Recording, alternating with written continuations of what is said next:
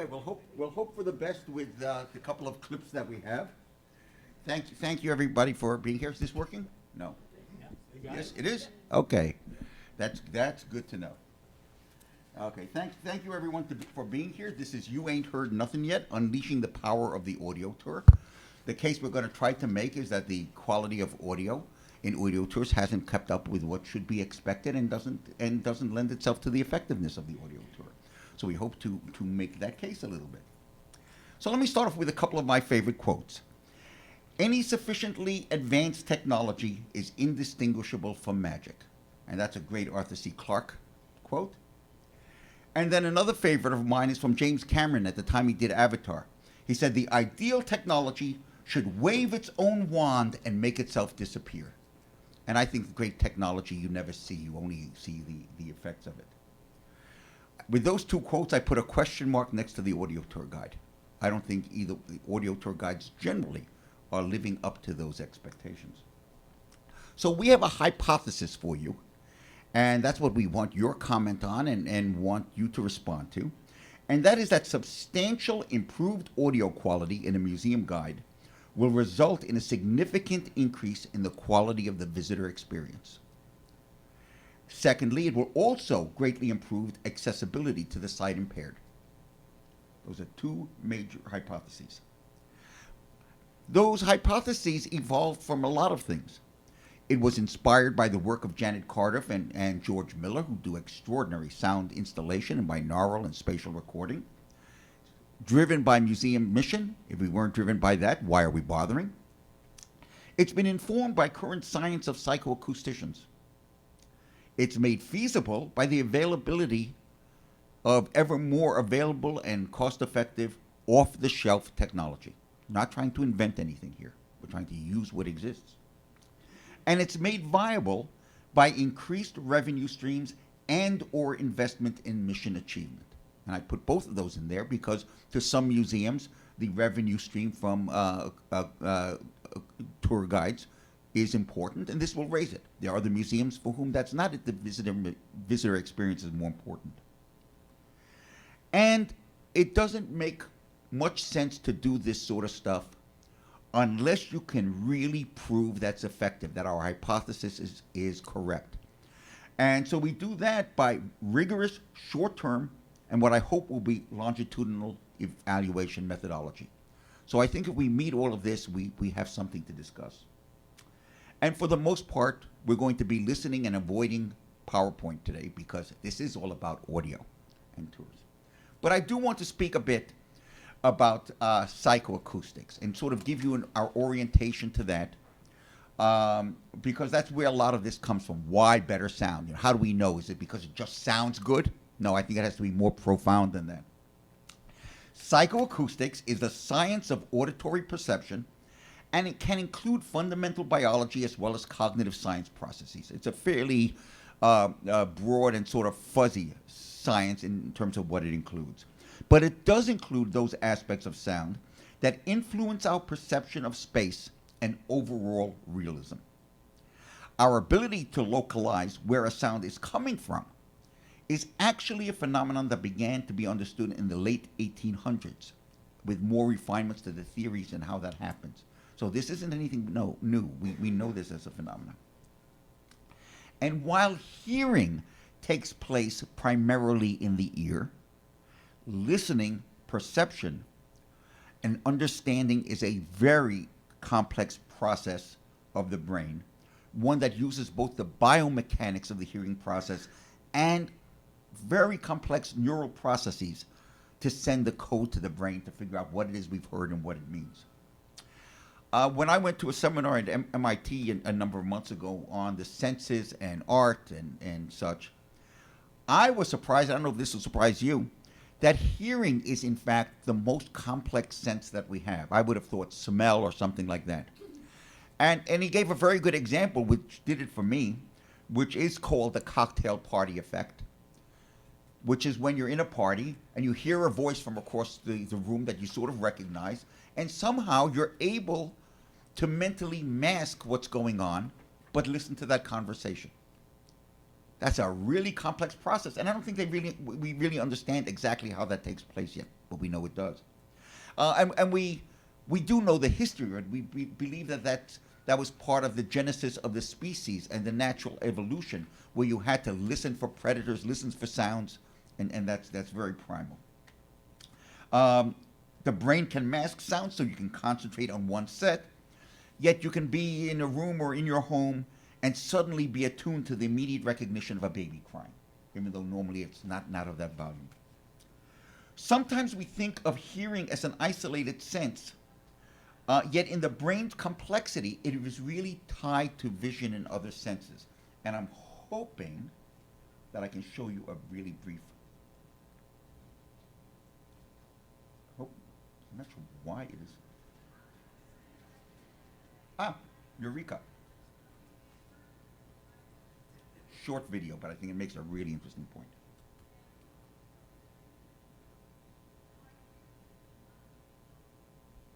Assuming it comes up.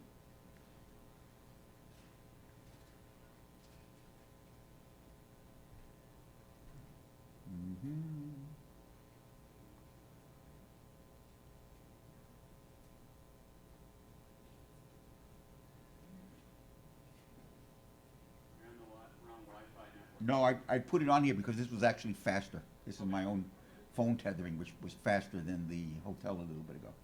We're getting there, and it's a short video.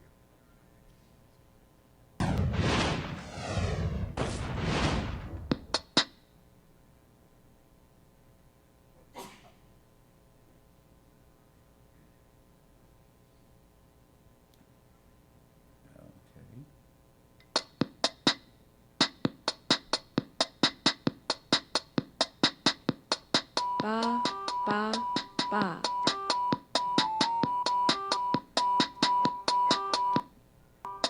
Ba, ba, ba.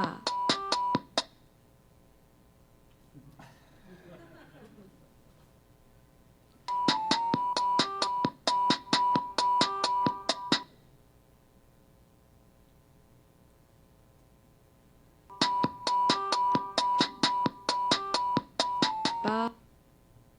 Oh, it's going to be one of those days. I'll switch networks for the next one. See Ba, ba, ba.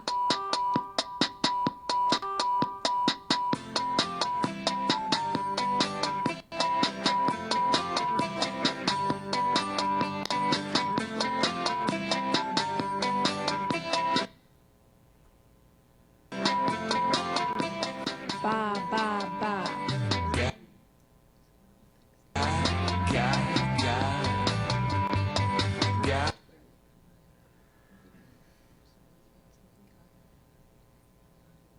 Okay. I'll switch. Visual. Okay, I'm going to switch to the hotel network. What are we on? MCN here? Yeah. And there's no security associated with that, right? Okay. So we'll see if that's better. That was worse, even worse before, but we'll see what happens. The MCN one is much quicker than the hotel one. Yeah. No, I mean the MCN one. Yeah. Yeah, but before it was The hotel one by itself. pretty far off. Okay, so you see, and it's important to realize there is this connection between visual and audio when we're doing an audio tour. The listener fatigue is an issue that I think is important with audio tours. It's a phenomenon that occurs after long periods of listening to a source. Symptoms include tiredness, loss of sensitivity, the latter of which might prompt someone to raise the volume, which then provokes more fatigue as the ear desensitizes even more. Even that phenomena is not fully understood, but some aspects, including sound levels at various frequencies or timbres, seem to relate, and there's been some breakthrough with respect to how to alleviate fatigue by putting a special new membrane between the earbud and this is actually installed in the earbud, between the earbud and the ear, so that you do not compress all the air in the same way in the ear. But this is a really revolutionary development. I have a video on that. I'm not going to show it now because we're running a little bit late. High compression, lossiness in audio, is something that is important because it causes the brain to fill in the blanks, and that's more work that the brain has to do. Should we be using less compression, or have we just gotten complacent? And because we haven't moved on from an age where storage and processing on a handheld device was a problem. But wait, there's less. High compression, lots of lossiness, has been said, and I haven't seen a lot of research on it, but I have seen one piece, may be reducing the emotional impact of the sounds our visitors hear. And according to the head of the University of California audiology department, poorer fidelity music stimulates the brain in different ways, with different neurons maybe not sending the emotional information to the brain in the same way. And when you're talking about stories, we're talking about emotion, so that may be another issue for compression. We know that auditory images can be vivid. To use a recently identified example, consider a car passing by as leaves blow in the wind and a child is heard to giggle. You have no problem discerning all of that, and it can be accurate, but we still don't know how that takes place. Lucky for us, we really don't care how it takes place. We need to know how to exploit what we know. And I wonder whether, with the audio we're using, we're doing the equivalent of standard definition TV while everybody's into HD. And certainly virtual reality environments are grabbing right onto all of this. I mentioned Janet Cardiff and Miller's work. They make extraordinary use of audio in telling stories and building experiences, whether looping stories on telephones on a desk, or Janet personally accompanying you on a tour to Central Park, which Jason will talk about. And they are very aware of psychoacoustic research. Recently written, they deliberately work with psychoacoustic knowledge on the threshold between external awareness and internal stream of consciousness. They are aware of the emotional impact that their stories hold. So I ask, why shouldn't our stories hold sufficient emotional impact? So that is what I have to mention. And I'm going to turn it over with that context to Jason Reinier of Earprint, who has been working in this field, working with museums, currently working on a very innovative project with the Getty, and he will take it from there. Shall I sit there? Oh, please.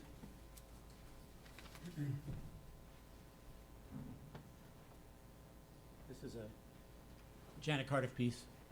But first of all, I wanted to say it's great to be here. And this whole panel actually came out of an MCM panel last year called Sound. What was it called? Sound Off. And Jim Olson put it together, and a number of people in the room are actually participated. Dan Davis and Mary in the back, and we talked about our sound projects that we were all very excited about at a variety of different museums and all over the world. And Len, at the end of this, in a Q&A, got up and said, like he normally does, guys, why aren't you doing more to improve sound quality in these experiences? And, it kind of was an important question that I feel like is probably core to the work we do in trying to provide really powerful, meaningful experiences, but often in budgets, timelines, schedules, and museums, the story is the most important part. The content, the actual material of an interview, the actual sort of material that we're working with, often it takes priority over the sort of quality issues of fidelity and these other things that Len is mentioning, which do have a kind of a psychoacoustic effect. So, we do what we do as best we can as storytellers and as engineers to make audio tours, but I do think there's a higher level we can go to in terms of capturing audio at a higher level, keeping it consistent across production at all levels as we're moving through, and really hoping to just increase, if not incrementally, make new standards for gathering and producing audio. So I'm really behind this, and I thank Len for putting this together. And I want to talk about Janet Cardiff first, and then I'm going to share a project we're working on. But Janet Cardiff, I just love this image because this is like low-tech, put somebody in that seat and tell them a story.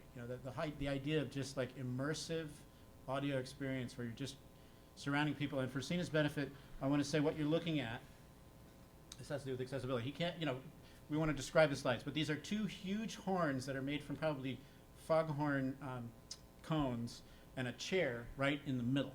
And you can imagine somebody putting audio into those cones and it's just surrounding the listener in whatever sound and experience. It's just like surrounded by the airwaves.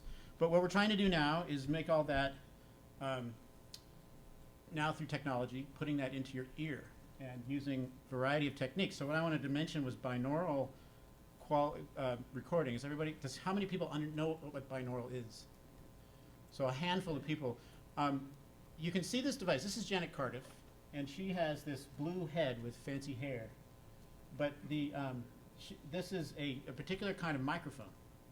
And it allows, it's created to simulate the shape of the ear and to have microphones inside the canal that represent more realistically how we actually hear. And the resulting audio quality is such that it feels like you're there. There's a sense of presence in the recording. It feels very immersive, very natural. And it's quite striking, especially when you hear people moving around, objects moving, birds flying. Anything in the space you're recording kind of becomes much more dynamic. And there's kind of a magic that makes you feel like, wow, that's really there. And sometimes you're even wanting to turn around.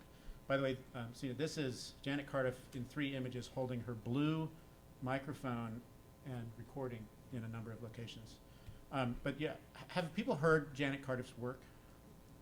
Only a handful. So I'm going to play a very short 1-minute clip. What she does, she creates sound walks and a number of other kinds of immersive multi-speaker arrays. But this particular one is a tour of Central Park. Yeah, if I could address that one, because I actually did take this tour that you're about to see in 2004, where you were given a pouch with a CD player, that's how this ran, and a set of photographs. And it emulated her standing next to you, and we'll hear about that in a moment. And you'd walk through Central Park for 46 minutes, exploring the park and the places where the long-haired girl might have gone. And can you hear me through this one? Just for the benefit, that's Janet Cardiff standing holding a picture, and what the picture is a historic moment in the past, and so it's kind of like early. This is in 2004. This is augmented reality that we're now using all our mobile devices for in many different kinds of museum atmospheres. But her concept is hold up a picture, and you get the same effect, very low tech. But she records with this incredible binaural. Now I'm not sure. Why isn't that working then? You set it up. Did you open it? Okay. Well, let's go back. I'm going to try this again. Can you just link to it directly? Get up, Here she goes. go to the right. Walk past the statue. Try to walk to the sound of my footsteps so that we can stay together. And then go down the stairs, all the way to the bottom.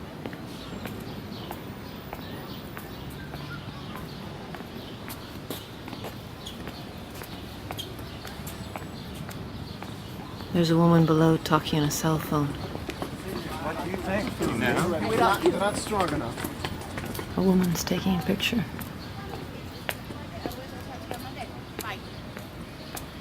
It's like we drop below the city here, right into nature. Turn to the right. There's a man on the bench reading the paper. And that's about it for her piece. But a couple of things to notice. Unfortunately, you're not able to get the full experience because the binaural recording is really what it's about. And we're playing back through mono, another problem.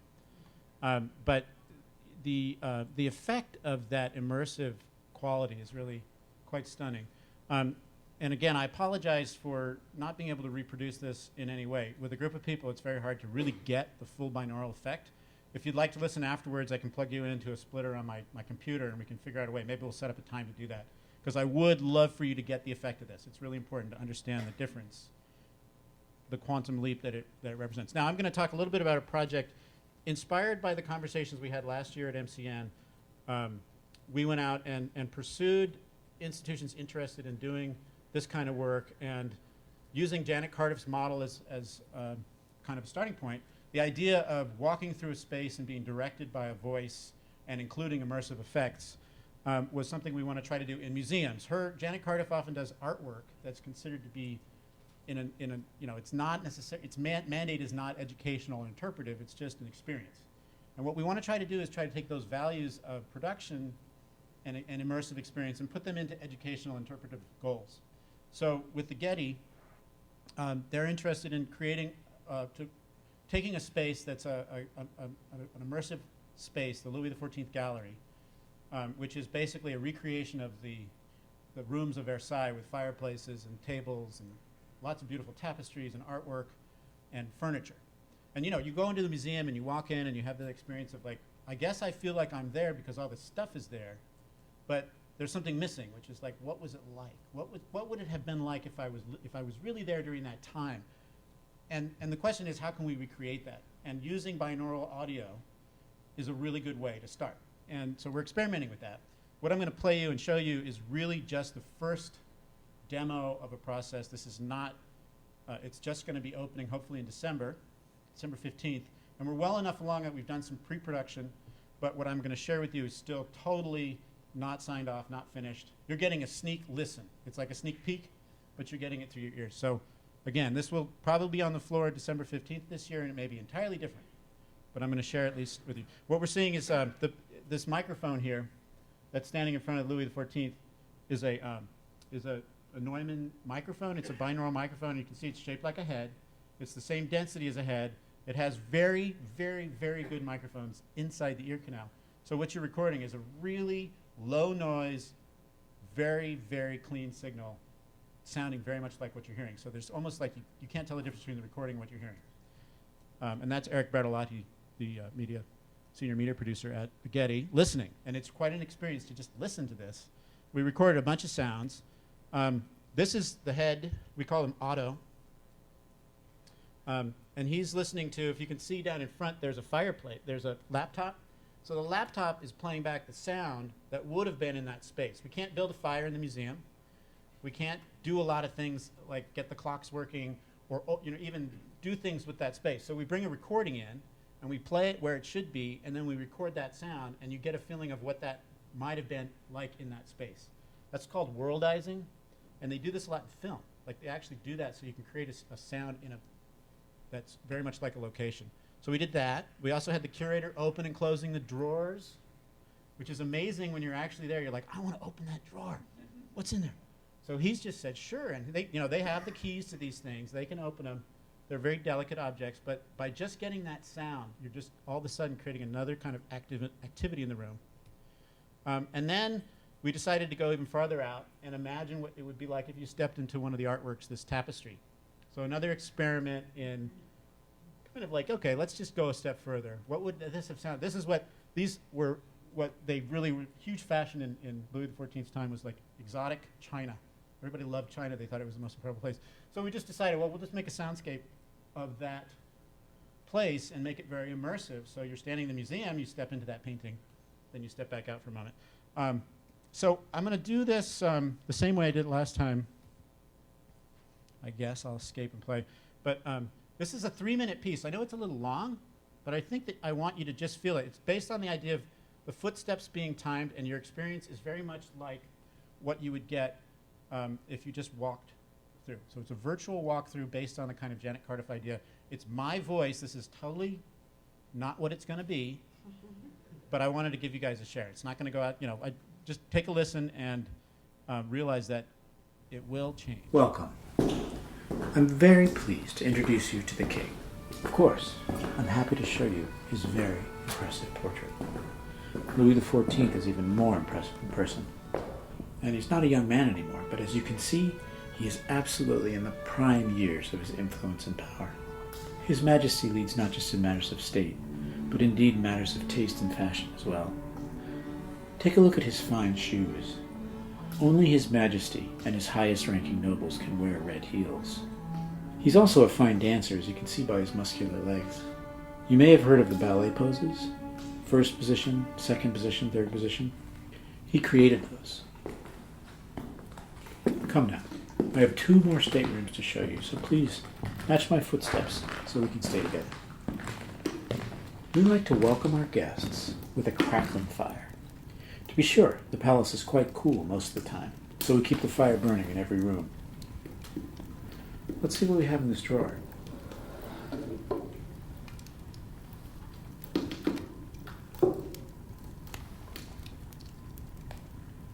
The king might have sat here and written notes.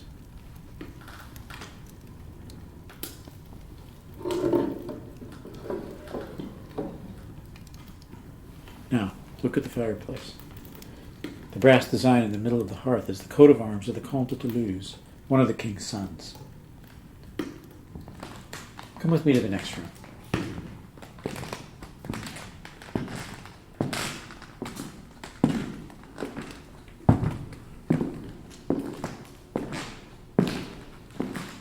Notice the 2 grand clocks.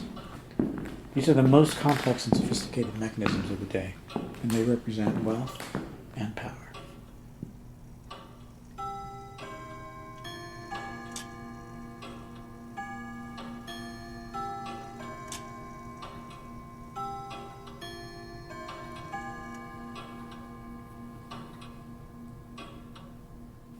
Now take a look at the tapestry on the wall.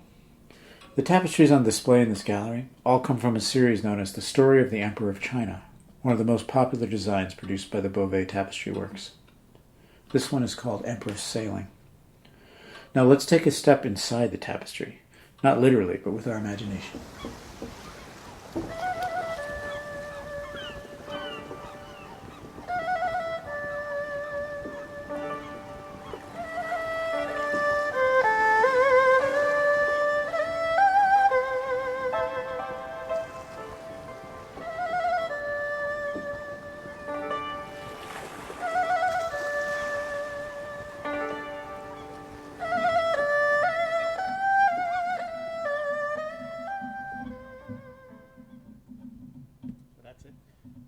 But you can kind of get a feeling for just the walkthrough and some of the effects, all those sounds, the music, the fire, the clocks. Those are all world eyes recordings that were put in the space and then recorded with the binaural mic. Now that was really pale in comparison to what it's like on headphones. So if you're interested in hearing some more, we're going to also probably provide a way to access some of this material on a link that we'll send out, and just try to share as much as possible sort of what's the difference between, say, that experience in mono and that experience in binaural is what we're talking about.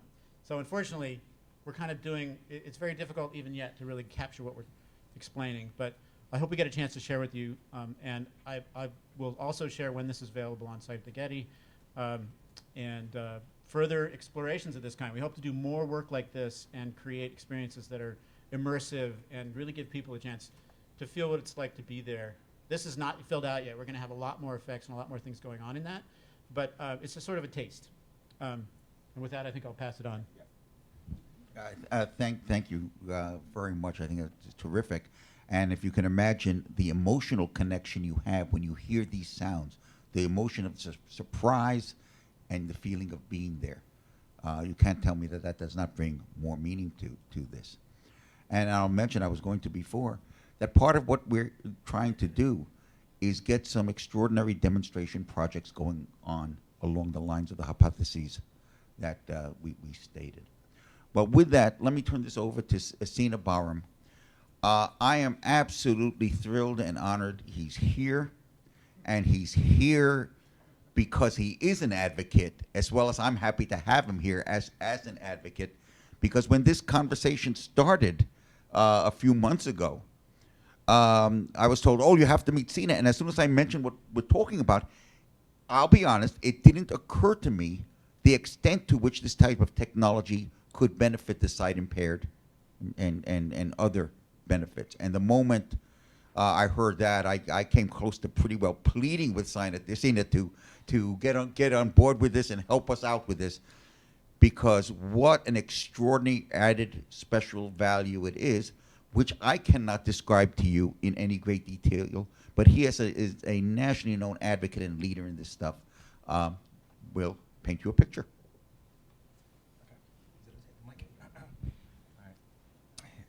Hi, everybody. So basically, I wanted to take a few moments to talk about, wow, the gain is very low on this mic, to talk about, about that. Inclusive and universal design to start off with, and then transition into some specific ways that audio can the fidelity of audio can really help the accessible experience. So when I talk about universal or inclusive design, I gave a couple of words about this a couple of nights ago. Essentially, it's this idea that you're building in things that might be critical for one audience, but they're helpful for every member of your audience. And like the doorknob's a classic example versus push bars, or those lights where there's a little, the nub type lights versus a flat bar that is so much easier to use if you can't articulate your fingers, or if you've got stuff in your hands and need to hit it with your elbow. So this idea of inclusive design goes into audio as well, because obviously audio is a critical path for somebody who can't see to consume information. And for this critical path, what we often do is do things like put speech into that domain. I'm listening to a screen reader right now. I've got a couple of notes in front of me, for example. I'm hearing sounds from Twitter conversations going on, that sort of thing. So that's really helpful from an informative point of view. But we tend to sometimes ignore the aesthetic. And so the aesthetic is really important because it not only allows you to get a greater sense of appreciation, but you also then start becoming more involved in the content. So it's an enhancement or an enrichment of the content with respect to what you're listening to.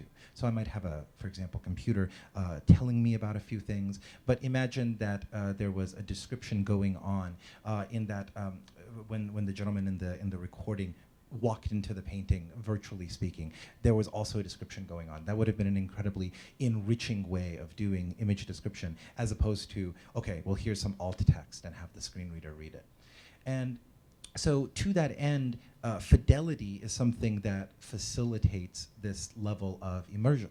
The higher the quality, the better you are able to stop asking the user to suspend disbelief, right? And sometimes you can get away with it. There's certain situations in which low quality is perfectly fine. In fact, some situations, low quality is expected. So think of listening to a recording from the 1930s. You're expecting it to sound pretty bad. Not from a, like an audio quality sense of the word, but just because the mediums were not that high fidelity. Things have broken down over time. And also we've just been trained to think that things from more than 5, 10, 20 years ago sound like that, have a lot of hiss, have a lot of static. And so quality matters not only in terms of just always making it high fidelity, but also the low fidelity is a way of conveying information as well in the audio domain. So to this end, Len mentioned a little bit about compression.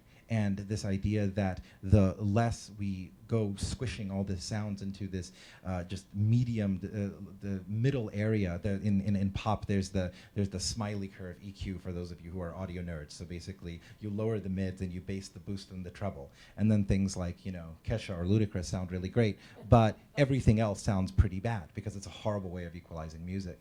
And so, as a result, if we start expanding from that, then it's believable. You were hearing, that was actually an incredible mix, by the way, even coming over mono. Like you could hear the reverb from his footsteps on the hardwood floor, or at least what I would imagine would be hardwood floor. That was, that conveys a lot more information. And what it does is it frees you up from having to then put that information into the verbal domain. So people who describe video content take advantage of this all of the time. Good describers will not describe things that you can discern from the audio. In fact, the most frustrating descriptions are when they do things like the telephone rang, and it's like, I'm not deaf. That goes in the captions. That doesn't go. Yeah, thanks a lot.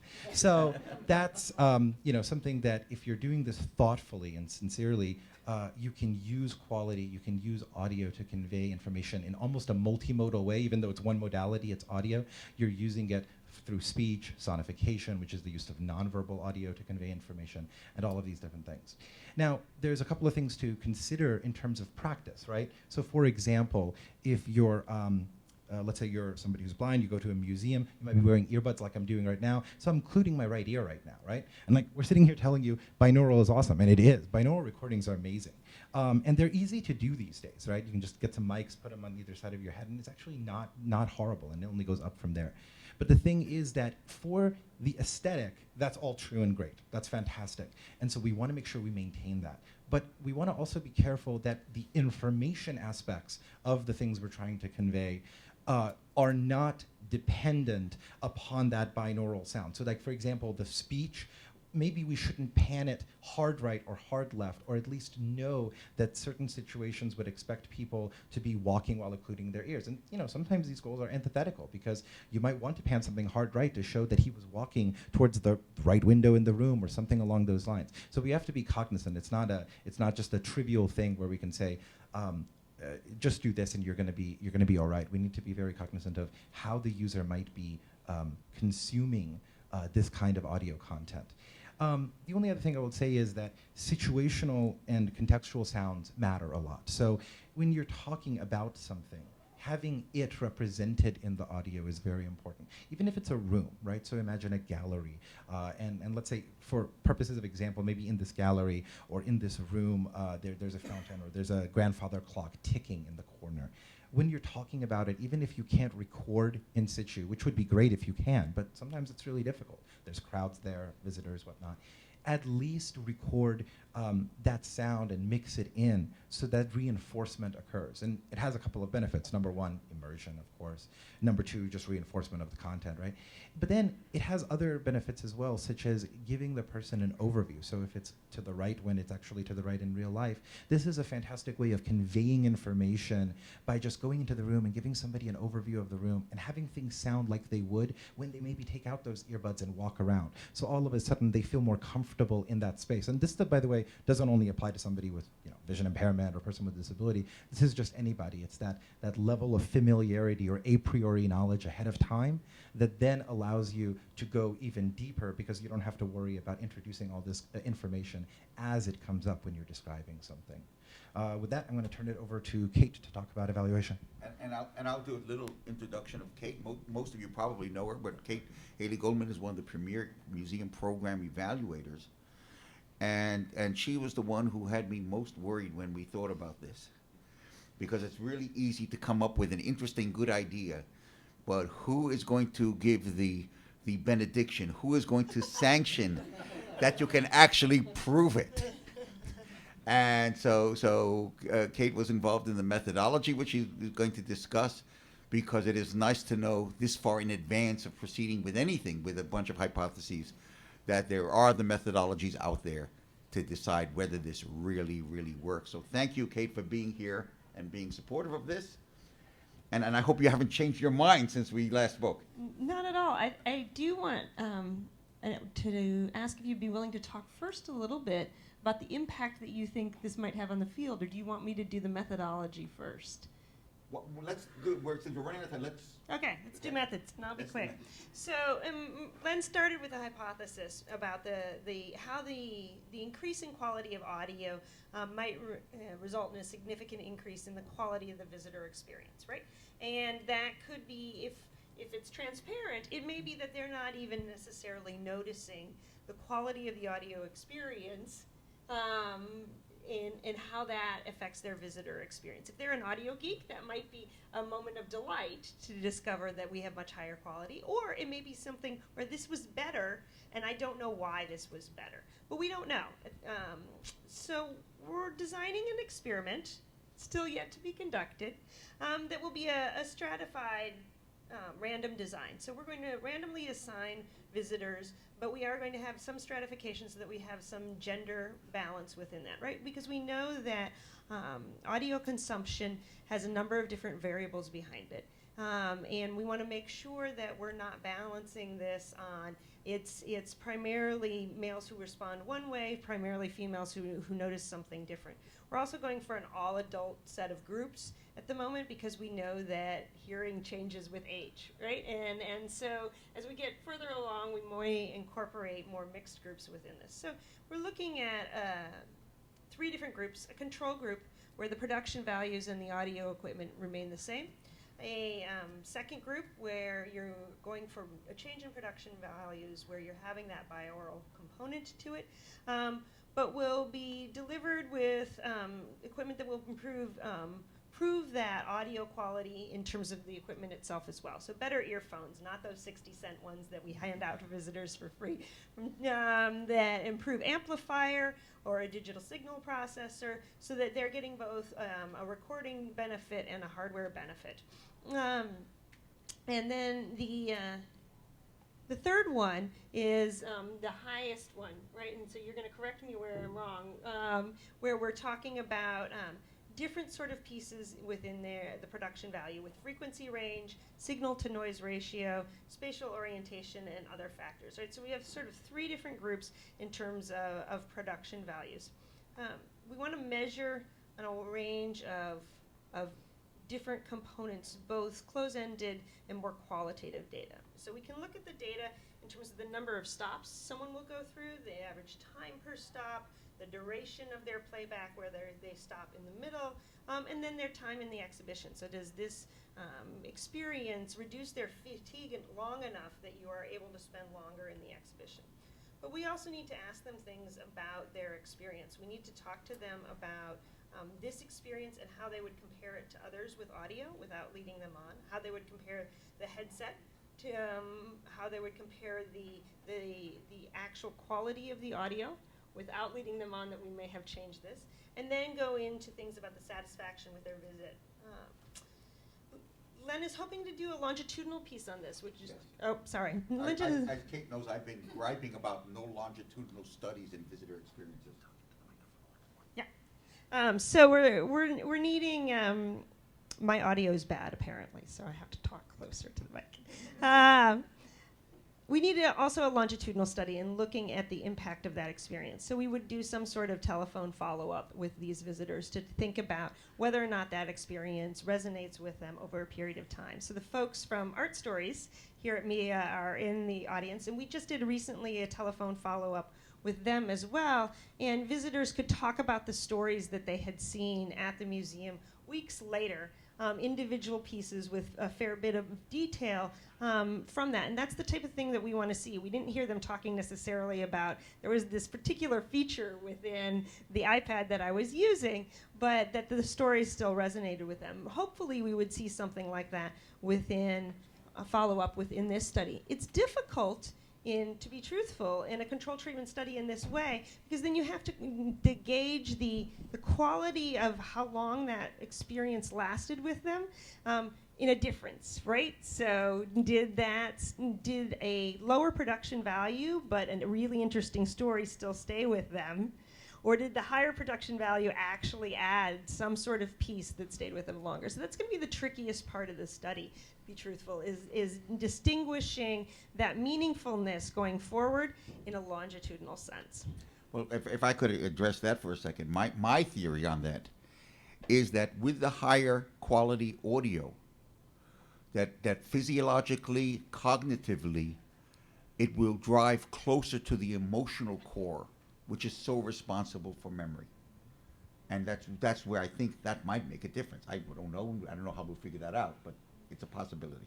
Which will also depend, it would be, after this, the replication would have to be in different types of content areas, right? Yeah. So that emotional core is very different if you're looking at what Jason just saw, and then if you are doing the Syrian refugee exhibit, right? You might respond very differently in how that resonates with you, and that would be independent of the audio type.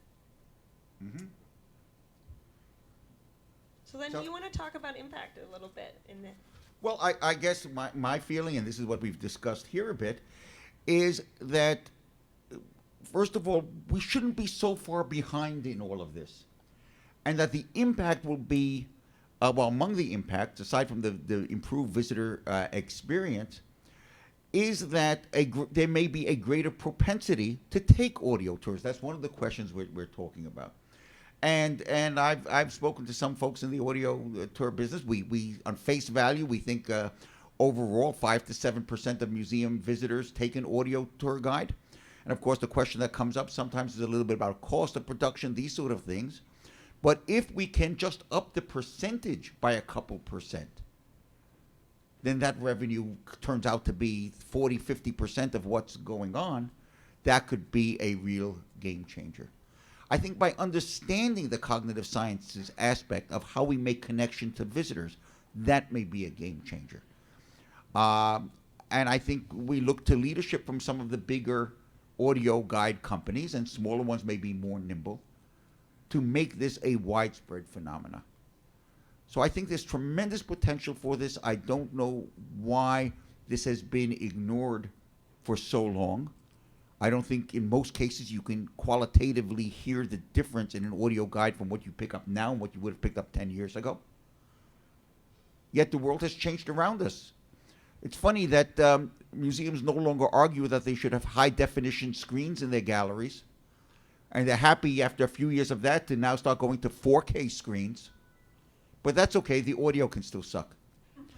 So I think that's what I'm trying to do, and I think we're all trying to push for, but not because the technology is up there, but because this can make a profound difference on a large scale very quickly. So what I'm advocating for, among other things, is as new tours are developed, the incremental cost of doing it this way is not much. And if nothing else, and Jason and I have discussed this, okay, let's say you don't have the infrastructure or the machines out there to do it. Much as we've always taken photographs of our objects with the highest possible resolution, not worried what you're going to see it on, we should be doing these recordings at the highest possible quality now, not worrying about whether we have the playback now, because we'll have the playback in 2 years or 5 years or 10 years, and we should not be saying 10 years from now, when we've adopted all this as perfectly normal for a whole generation who's using all this on VR now, that, gee, if only we had spent the extra $25 to record it, 10 years ago, we'd be right up to speed. Because unlike some other things we do, really the quality of sound has a plateau. There's only so much quality that you'll ever probably need, and we can do that now. So that is what we're looking for, and what we're looking for from you guys are several things. We want your curiosity. We want your awareness of this. We want your interest. We want your questions.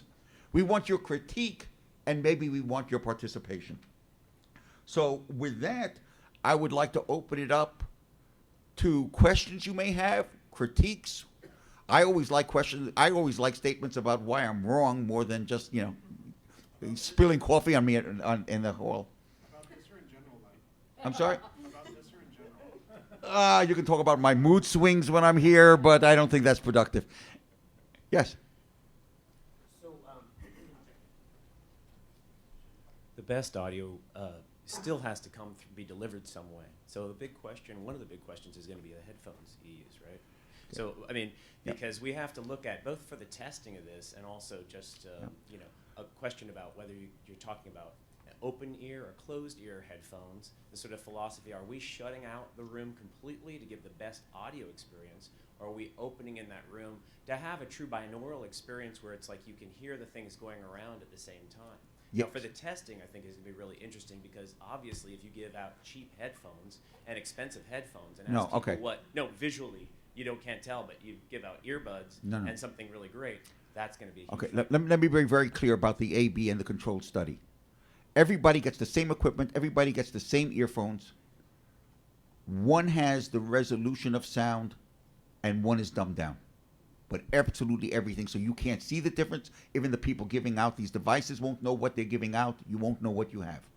So that has to be controlled. It's just how the audio is handled. But your point is extremely well taken. Even as far back as 15 years ago, I participated in a project that was being done. What was the lab? Do you remember the Alison Woodruff's project? Yes. I don't remember the lab. But anyway, it was a project where they actually used PDAs at that time, personal digital assistants, but I don't think announcing the words will mean anything to anybody who isn't young, below a certain age. But anyway, those devices were exactly that. They were geared to letting in outside sound. And not only that, it was a very interesting experiment because they were networked in such a way that you could eavesdrop on what somebody else was listening to, and therefore listen to the same thing with the intent of stimulating conversations, because isolation is built when you're listening to two separate. So there are all those issues, and they have to be resolved. And even bone conduction headphones are really interesting. That's right. technology. Yeah. And saying that, I think that there's a subtle And, yeah, difference sorry. in those hypotheses, right? So there's first does it actually impact better audio quality, impact a visit? And the second one is, does the visitor perceive that and relate it back to the audio quality, right? And so we have come this far enough that we know that someone will ask for HD. Someone will go to the movies and know that they want a certain type of film quality, right? But if you don't know that, then that doesn't change the uptake rate, right? To see, oh, look, they have a much better recorded audio, I'd be willing to participate in this one. So not only does it have to impact the visit, but in order for that uptake rate to change, the visitor has to perceive and connect that with the improved quality. And that's a secondary piece. And some of that will need to then have follow-up pieces in, are you attributing that to the headphones? Are you attributing that to the quality of the audio piece? And how is that branded? And does that branding come through to the visitor in terms of a change in my behavior, that I'm more willing to take a tour that I perceive is going to be less fatiguing, more enjoyable, more immersive? I want to chime in just really quickly about the comment about headphones, because in the pursuit of this question of increasing audio quality, there's so much going on in the field right now, and it has a lot to do. It's pushed by virtual reality, and it's pushed by the gaming industry, and it's pushed by location and directionality. So there are headphone systems now that are being designed. It's kind of on the cutting edge, but it allows you to be in a situation where normally with headphones you put them on, and wherever you move, the sound field moves with you, right? We're familiar with that no matter what. Even if you have a cool binaural sound effect, it's like still contained within you as you move. But the whole idea of like taking it so that you stand in a space and all the sounds are triggered based on you being in a location that doesn't change. So, Sina, this might really be interesting to think about, because you maintain the directionality even as you move around and you're wearing headphones. So that technology is emerging, and I think we want to track that too and find out how that fits into creating experiences in museums. I'll say, I know we're running a little short on time, but if there's a mic here, so one thing would be, there is bone conducting headphones. Now, these are not an end-all or be-all solution, but the way that they work is you wear them slightly above the ear, and then through conduction, they convey sound, so you don't occlude your ears. This also lends points of fatigue, actually, to the nth degree, because it's the best way to remove fatigue. So they're fantastic in that sense. Joggers and walkers use them all the time, and there's higher fidelity ones coming out. But you do obviously have some problems with replicating the full frequency, so binaural could be hurt a little bit by bone conducting. And then the other problem is that sometimes they bleed a lot, which is a way of saying that they leak sound, and so somebody beside you might be able to hear, which is fine in certain situations and not in others. But bone conducting, I think, would be an interesting thing to look at to address the occlusion problem, especially for eyes-free users, but also this immersion issue. I have two quick questions. Have any of you looked at the success or seemingly lack of success of Jay-Z's Tidal and Neil Young's Sono, and them versus iTunes and Amazon, and retail perspective on what users are buying and why, and whether they can notice the difference or not, and what that means to the application in the museum world? I have a comment about that. I'll start by saying I have a 17-year-old who is a musician, and he has grown up with MP3 fidelity. And if he puts a CD on, he goes, wow. And then we put an LP on, and a vinyl, and he goes, wow. So like there's a sense of degradation in quality that has permeated the industry, and it's a huge problem. And turning that around and kind of increasing the awareness among all people, like this is happening and you don't even know it. It's so incremental. But all of a sudden, we're in this world of terrible audio without even realizing that we've lost something. So I think there is a lot to address there, and success or failure of the music industry is one thing, but perception amongst ourselves in controlled environments where we can deliver it with some agreed upon goals. Like, yeah, let's try to raise the bar. Let's try to make it really cool for people to come into this space that we're curating and make something valuable. That we can control. The rest of it's really out of our control, I hate to say. Another quick question, which may be too early, but when can we move away from the headphones? And is the technology anywhere near close to creating that kind of an experience without the headphones? Because we know the pickup rates for audio tours are relatively low. Give everybody the experience, if possible. How close can we get with that? So a couple of things with that. It's difficult for binaural. When doing projection, there's various different tricks of doing projected sound. Directional we can do, right? Museums are very familiar with directional sound. You step in and out of the cones and that's fine. But with actual projected sound where you're targeting an individual, because remember, if I turn my head, things need to happen. That becomes a lot more difficult. It obviously works great in the lab, which is, you know, a fancy way of saying it's anywhere from 1 to 30 years away. And so the idea there is there's a lot of individual problems. It's a very noisy environment visually, so the computer tracking your head, you know, to project different sound fields is somewhat difficult. And also, unfortunately, about 30% of users, when doing projected sound like ultrasonic coupling and things like that, experience headaches. I think Nortel had a project 15 years ago where they were going to try to get Boeing to put it into all of their planes, and then they did a test run, and 30% of the aircraft testers all had headaches when leaving the audio experience. So there's a lot of problems to solve there. I wanted to address your point about title really quick, which is that that's not exactly the problem I think that we're trying to solve. So I agree with the problem, right? That the audio quality is horrendous. I mean, not in my collection, but I care about it. And so the idea there is that that's not what we're trying to do, and we're trying to go and tell people, okay, don't use MP3 as you got to come to the museum with your $200 headphones. Even on a $20 pair of earbuds, even on whatever, like I hesitate to say this, but on like some Beats or whatever, they are going to benefit from the audio sourcing being more fidelity. So like if you do nothing else, just recording in higher fidelity actually helps it and future-proofs you a little bit going forward. And then that sense of immersion or fidelity is something that people will take away, some with intelligence, in other words, with cognizance of what's going on. Oh, I really appreciated this because.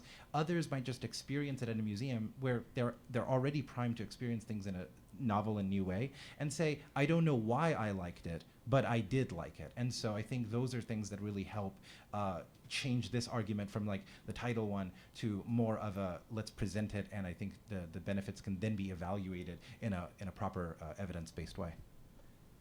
And I also think we're out of time. We got one back We have there. one more question? Yeah.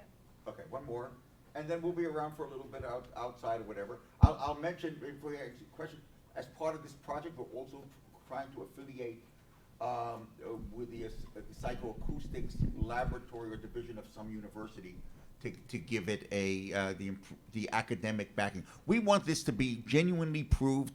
We want everything we do to be open to the whole community, not proprietary. I don't know if any of the big vendors are going to come out and say, look what we can give you, but we're not telling you how. We are looking to make this something that anybody can do, and I am hopeful that the big companies will get on board as a value added. Your question, sir? Yes, so I work at Botanic Gardens, and we are also trying to put giant screens and projectors and stuff inside all of our indoor spaces, but we also have tons of acreage where we just can't put a screen, and so I think there's a place for audio to play a part, and our current trend is to use people's smartphones in a web app for when they're around the gardens. We have Wi-Fi, and they can connect to content. So what do you think is the best way to really use that in a wide open space, with, say, you give out headphones? Do you provide, certain, usually you have the mono of their speaker on their phone. So what kind of situations have you seen people really using? What's the best practice for producing content for people in a cell phone web app situation in a space in a museum? That's a very big question, probably a panel all in of itself. But yes. But the a smartphone can handle really good signal quality, so it's really possible to deliver that even over a web app. So the idea is just to produce the high quality, the best quality stops, and in a botanical garden you can do all sorts of things with nature sounds and ambiances and creating a context for plants that may not have that, like creating depending on what you want to do with the content. But just by, you can deliver a lot of really good content through existing apps and web apps. And the point is to just let people, some people will prefer just to play it through their speaker and listen to it, but you can suggest using headphones. And then you just sort of cross over that by making it available. Produce it at the highest level. Don't produce at a mono produce at the highest level of fidelity and at the highest production level, and then let the user sort of discover it as they're willing. You can't convert people overnight, but you can provide it. And then once people do get a chance to hear it, you know, so I think you just make the choice at the production level. Does that answer your question? So with that, we'll vacate the room before it's done to us. Better be done by us. But I thank you very much. Please sign those forms if you are interested. I'm sorry? I want to make one last comment. Oh, and one last comment from Jason. The next session is an audio session as well about the art of listening, so I recommend you all stick around and listen some more. Did they recommend us? I don't remember that happening. We're all in the same boat. I guess so.